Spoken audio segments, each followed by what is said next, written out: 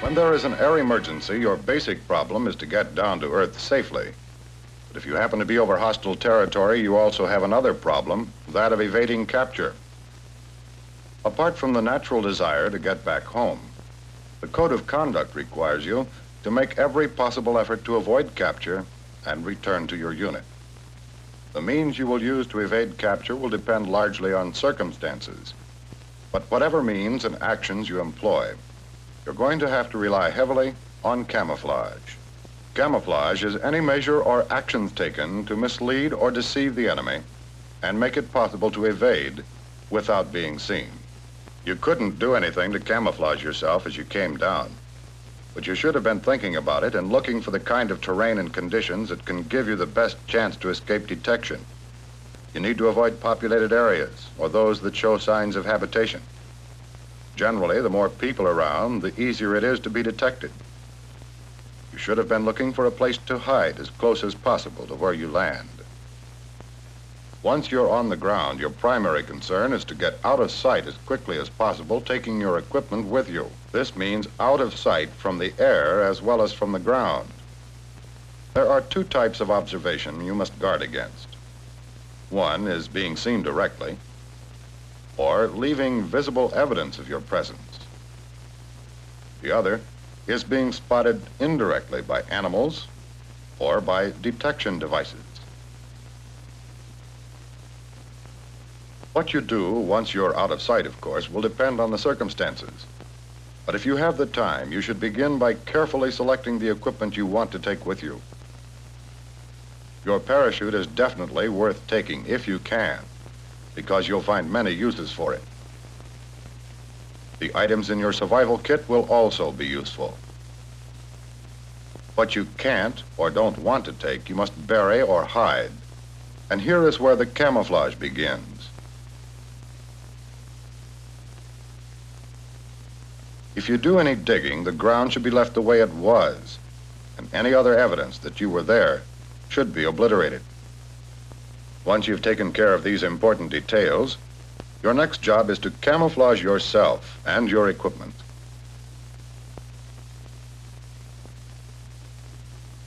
The kind of camouflage you use will depend entirely on the character of your surroundings. But no matter what kind you use, the basic objectives remain the same. You have to blend with your background so that you become a part of it. In order to do this, you've got to work on the three factors that set you apart from everything around you. These are form, color, including both skin and clothing color, and texture, again of both skin and materials worn. If it hasn't already been done before your mission, you should remove any jewelry that could attract attention by shine or reflection. You also sanitize your clothing and equipment, removing patches, insignia, and anything else that would attract attention. Your form, of course, is the distinctive shape that identifies you as a man. And to change that, you simply have to change your body outline. A hood or floppy hat breaks up the familiar and characteristic outline of the head and shoulders. Darken the face, hands, and any other exposed skin to break up the outline and change the color and texture, thus reducing any skin reflection and shine. Color and texture depends entirely on the surroundings. Woods or jungle areas normally require mottled greens, browns, and blacks.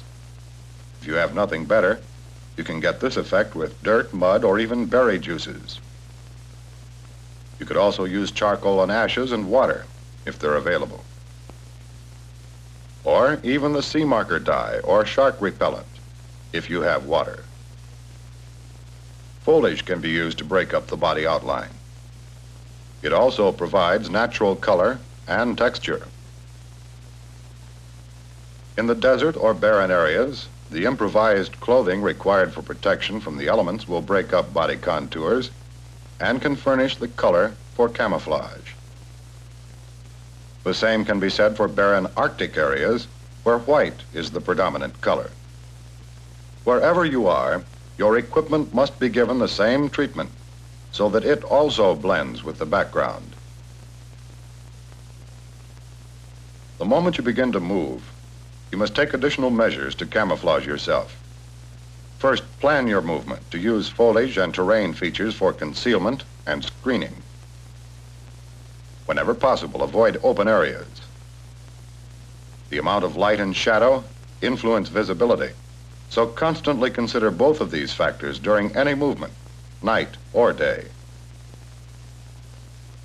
Moving without background or against a skyline presents the danger of a silhouette. Movement in shadows is difficult to detect, but you must be aware of your own shadow so that it cannot be seen.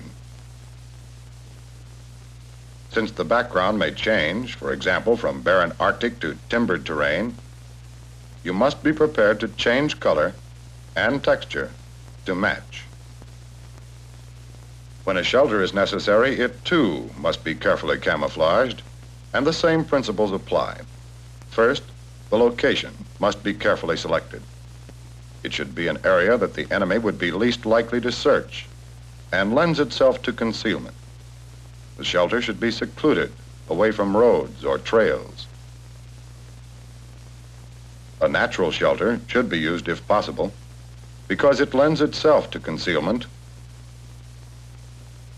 with a minimum of preparation.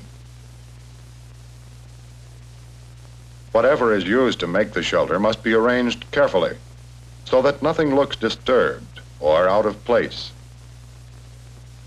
Not only must you match the surrounding grass or foliage, but the correct side of the vegetation must be exposed.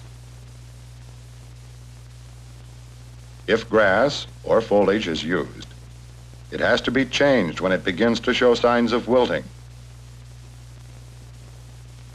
Any evidence of cut foliage or grass should be hidden. Freshly cut stumps and fresh earth also have to be concealed.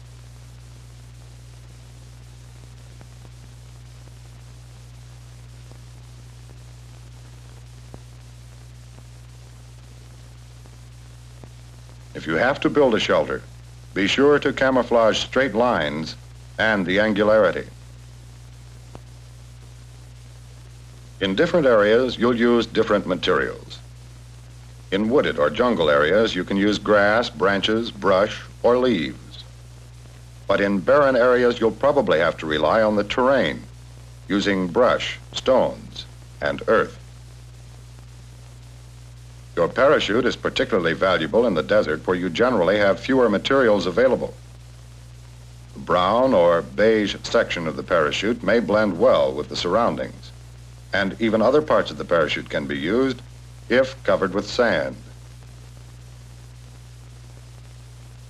In snow-covered areas, you have to take particular care not to leave tracks that can easily be seen and that would give away the location of your shelter.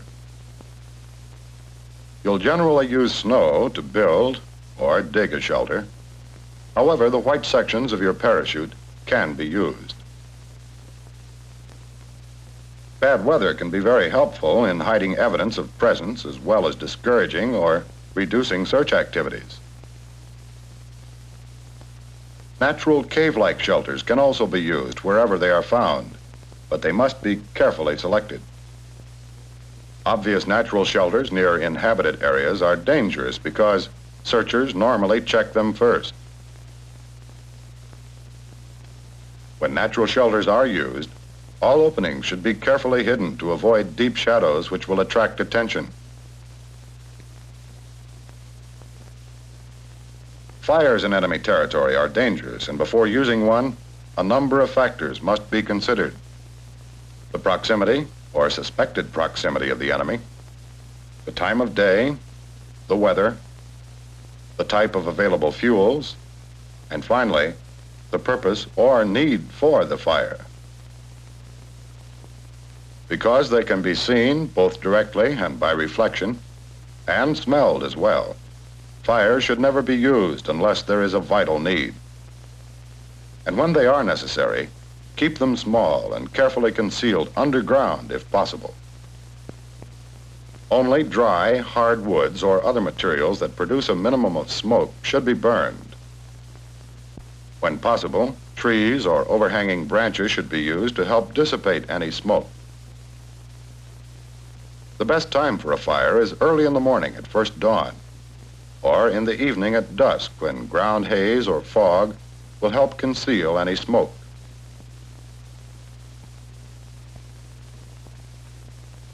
In an evasion situation, you may be alone or with someone else, and whether or not you get out is going to depend to a large extent on you and your knowledge of camouflage, on how well you can camouflage yourself and your equipment, on how well you can camouflage a shelter and conceal any evidence of your presence. And this, in turn, calls for an understanding and constant awareness of the basic principles of form, color, and texture, and the part they play in camouflage. Learn to understand camouflage for evasion and how to use it, because one day your freedom and even your life may depend on it.